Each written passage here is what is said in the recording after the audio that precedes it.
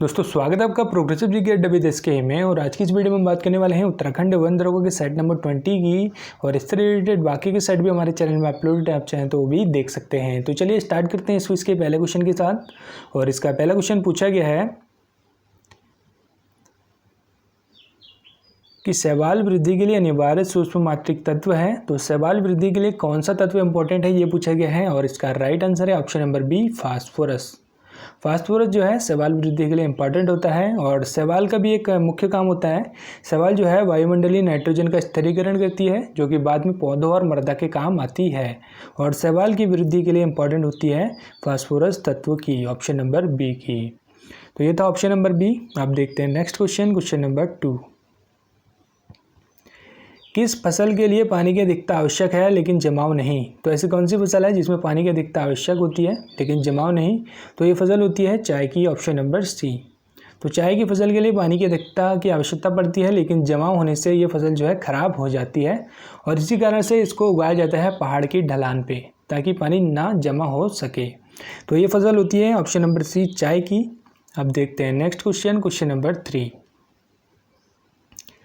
DNA और RNA एक दूसरे के समरूप हैं क्योंकि दोनों में क्या चीज़ कॉमन है ये बतानी है। तो डीएनए और आरएनए एक दूसरे के समरूप हैं क्योंकि ऑप्शन नंबर बी, न्यूक्लियोटाइड बहुलक जो है इनमें कॉमन होता है।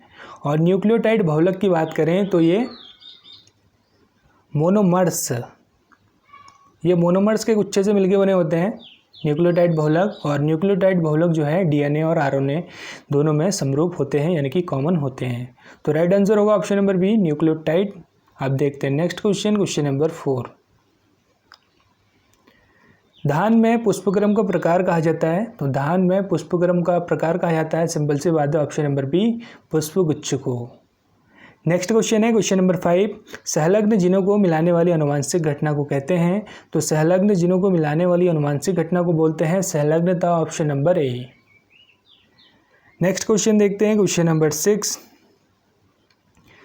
कपड़े पर लगे लोहे के जंग के धब्बों को किसके द्वारा साफ किया जाता है? अगर आपके कपड़े में लोहे के जंग के धब्बे लग जाएं तो आप कैसे साफ करेंगे? आप करेंगे साफ, option number C, oxalic acid से। और आपके पास अगर ऑक्जेलिक एसिड नहीं है तो आप टमाटर के रस से भी उसको साफ कर सकते हैं, क्योंकि टमाटर के रस में भी मौजूद होता है ऑक्जेलिक एसिड, ऑप्शन नंबर सी।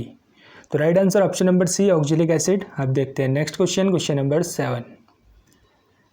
किन कणों के उत्सर्जन से संभारिक उत्पन्न होते हैं? तो किन कणों के उत्सर्जन से संभारिक उत्पन्न होते हैं ये बताना है। और इसका राइट आंसर होगा ऑप्शन नंबर बी, बीटा कण। बीटा कणों के उत्सर्जन से संभारिक उत्पन्न होते हैं, ऑप्शन नंबर बी इसका राइट आंसर होगा। नेक्स्ट क्वेश्चन देखते हैं क्वेश्चन नंबर 8। क्लोरोफॉर्म किस तरह प्रयोग किया जाता है? तो क्लोरोफॉर्म प्रयोग किया जाता है, इसको बेहोश करने के काम आता है। ऑपरेशन से पहले इसको बेहोश किया जाता है, और फिल्मों में देखा होगा आपने, किडनैप करने से पहले भी इसका बेहोश करने में काम किया जाता था। तो राइट आंसर होगा ऑप्शन नंबर डी, निश्चेतक के रूप में इसको बेहोश करने के तौर पे इसका यूज़ किया जाता था पहले, अब नहीं किया जाता है, अब इसका प्रयोग जो है काफ़ी कम हो गया है। तो right answer option number D, निश्चेतक। नेक्स्ट क्वेश्चन देखते हैं क्वेश्चन नंबर 9। निम्न में से कौन सा तत्व ट्रांजिस्टर में पाया जाता है? तो ट्रांजिस्टर में कौन सा तत्व पाया जाता है ये बताना है। और इसका राइट आंसर होगा ऑप्शन नंबर ए, जीई यानी कि जर्मेनियम तत्व पाया जाता है ट्रांजिस्टर का। और साथ ही साथ जर्मेनियम और सिलिकॉन जो होते हैं ये तत्व होते हैं दो, जो कि ट्रांजिस्टर के तत्व माने जाते हैं, SI और GE। SI यानी कि सब स्पेक्टर नहीं है, इसका मतलब है सिलिकॉन, SI, और GE यानी कि जर्मेनियम। तो सिलिकॉन इसमें अभी ऑप्शन में मौजूद नहीं है, केवल GE है। तो हम राइट आंसर मानेंगे ऑप्शन नंबर ए, GE। नेक्स्ट क्वेश्चन देखते हैं क्वेश्चन नंबर 10। कोलाइड विलयन का शुद्धिकरण किस प्रकार किया जाता है? तो कोलाइड विलयन का शुद्धिकरण किया जाता है, इसका राइट आंसर होगा ऑप्शन नंबर बी, अपोहन द्वारा। अपोहन विधि द्वारा कोलाइड विलयन का शुद्धिकरण किया जाता है। और समांगी और विस्मांगी कणों के विलयन को हम बोलते हैं कोलाइड विलयन। एक बार फिर, समांगी और विस्मांगी विलयन के कणों के विलयन को हम बोलते हैं कोलाइड विलयन। और कोलाइड विलयन का शुद्धिकरण किया जाता है अपोहन द्वारा, option number B. Next question, question number 11। OF2 में ऑक्सीजन की ऑक्सीकरण अवस्था क्या होती है ये पूछा गया है। तो OF2 में ऑक्सीजन की ऑक्सीकरण अवस्था या फिर ऑक्सीजन संख्या क्या होती है ये बताना है। और इसका राइट आंसर होगा ऑप्शन नंबर बी, -2। OF2 यानी कि ऑक्सीजन डाइफ्लोराइड, इसको बोलते हैं हम ऑक्सीजन डाइफ्लोराइड। इसमें ऑक्सीजन की ऑक्सीकरण संख्या मानी होती है option number B -2। Next question देखते हैं, क्वेश्चन नंबर 12। निम्न में से कौन सा विलयन नहीं है? तो इसमें वायु विलयन है, सूर्य की अंगूठी विलयन है, ठंडा जल भी विलयन है, लेकिन धुआं जो है विलयन नहीं है। धुआं जो आता है इसको हम कोलाइड में काउंट करते हैं धुएं को, और कोलाइड वो होते हैं जो हवा में ठोस, द्रव और गैस के कणों से मिलके बने होते हैं, उनको हम बोलते हैं कोलाइड, और धुआं जो है कोलाइड के ग्रुप में आता है।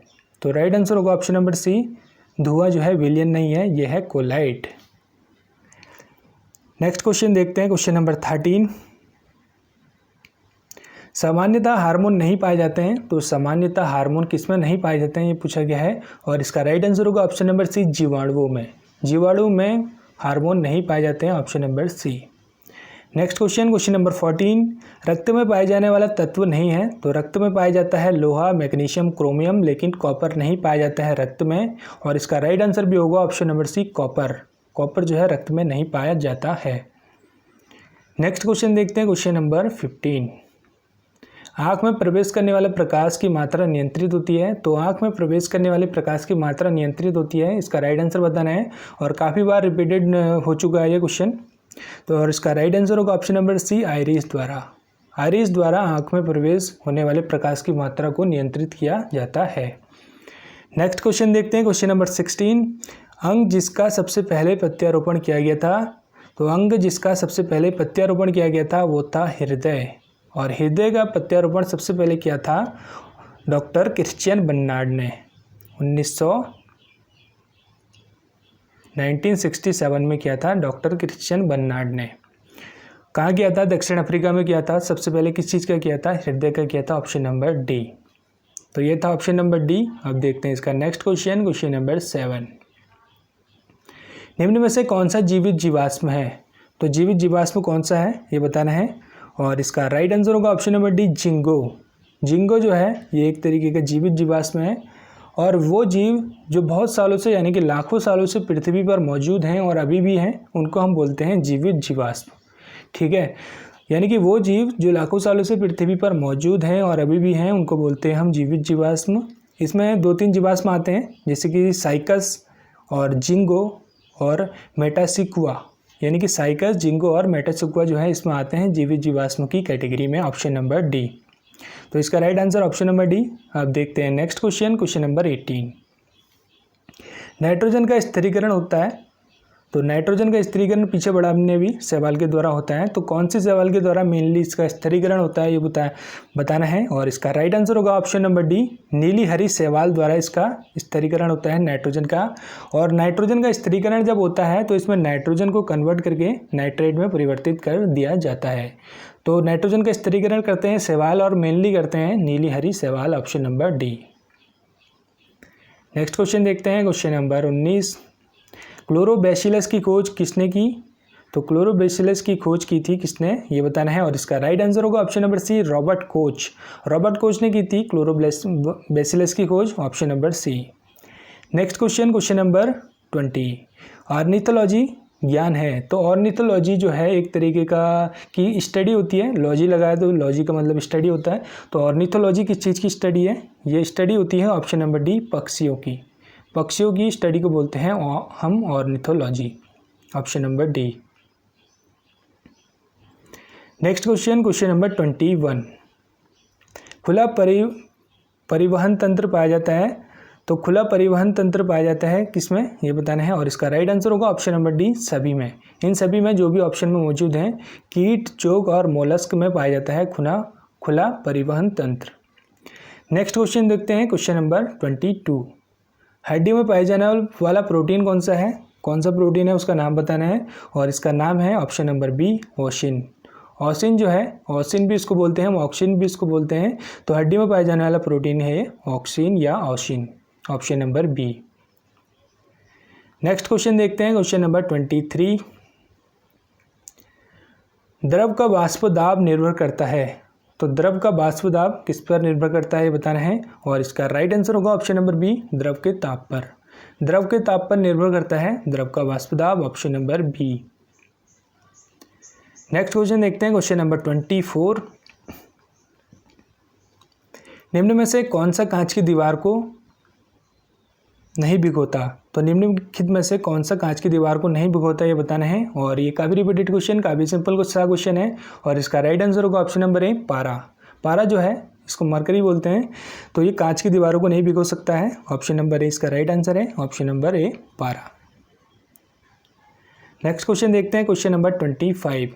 सूर्य से चंद्रमा तक ऊष्मीय ऊर्जा पहुंचती है, तो किस माध्यम से पहुंचती है और किस तरीके से पहुंचती है ये बताना है। तो सूर्य से चंद्रमा तक ऊष्मीय ऊर्जा पहुंचती है, इसका राइट आंसर होगा ऑप्शन नंबर बी, विकिरण और संवहन द्वारा। विकिरण और संवहन द्वारा सूर्य से चंद्रमा तक ऊष्मीय ऊर्जा पहुंचती है, option number B. Next question देखते हैं, क्वेश्चन नंबर 26। यदि किसी कण का वेग घटाकर आधा कर दिया जाए तो इसकी गतिज ऊर्जा क्या होगी? तो यदि किसी कण का वेग घटाकर इसको आधा कर दिया जाए तो इसकी गतिज ऊर्जा होगी, इसका राइट आंसर है ऑप्शन नंबर डी, 1/4। इसकी गतिज ऊर्जा जो है 1/4 रह जाएगी अगर हम किसी कण का वेग घटाकर आधा करेंगे। अब देखते हैं नेक्स्ट क्वेश्चन, क्वेश्चन नंबर 27। यदि अर्धचालक का ताप बढ़ा लिया जाए तो इसकी प्रतिरोधकता पर क्या असर पड़ेगा ये बताना है। तो अगर हम अर्धचालक का ताप बढ़ाते हैं तो इसकी प्रतिरोधकता जो है वो जो है घट जाएगी, यानी कि ताप बढ़ाने से प्रतिरोधकता घट जाएगी और चालकता बढ़ जाएगी, option number B. Next question, question number 28। Bernoulli की प्रमेय किस भौतिक सिद्धांत के संरक्षण पर आधारित है ये बताना है। और बर्नौली की प्रमेय किस भौतिक सिद्धांत पर आधारित है, इसका राइट आंसर होगा ऑप्शन नंबर सी, ऊर्जा। ऊर्जा के संरक्षण पर आधारित होती है बर्नौली की प्रमेय और इनका पूरा नाम था डैनियल बर्नौली और इनने 1738 में इस सिद्धांत का प्रतिपादन किया था, जिसे हम बोलते हैं बर्नौली की प्रमेय, जो आता है भौतिक राशि के संरक्षण से रिलेटेड, यानी कि ऊर्जा के संरक्षण से related, option number C. Next question देखते हैं, क्वेश्चन नंबर 29। छाया उत्पन्न करने वाली वस्तु होनी चाहिए, तो अगर किसी चीज़ की छाया उत्पन्न हो रही है तो उसमें क्या गुण होना चाहिए ये पूछा गया है। और उसमें गुण होना चाहिए ऑप्शन नंबर डी, अपारदर्शी, यानी कि वो वस्तु अपारदर्शी होनी चाहिए उसी कारण से वो छाया उत्पन्न कर पाएगी। तो राइट आंसर है ऑप्शन नंबर डी, अपारदर्शी।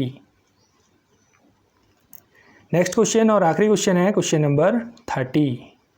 पेरिस्कोप किस सिद्धांत पर आधारित है ये बताना है। तो पेरिस्कोप किस सिद्धांत पर आधारित है, इसका राइट आंसर होगा ऑप्शन नंबर डी, परावर्तन और अपवर्तन के सिद्धांत पर आधारित होता है पेरिस्कोप। ऑप्शन नंबर डी इसका राइट आंसर होगा। और इसी के साथ ये प्रैक्टिस सेट समाप्त होता है। मिलते हैं अगले प्रैक्टिस सेट के साथ। Thanks for watching, take care, bye bye.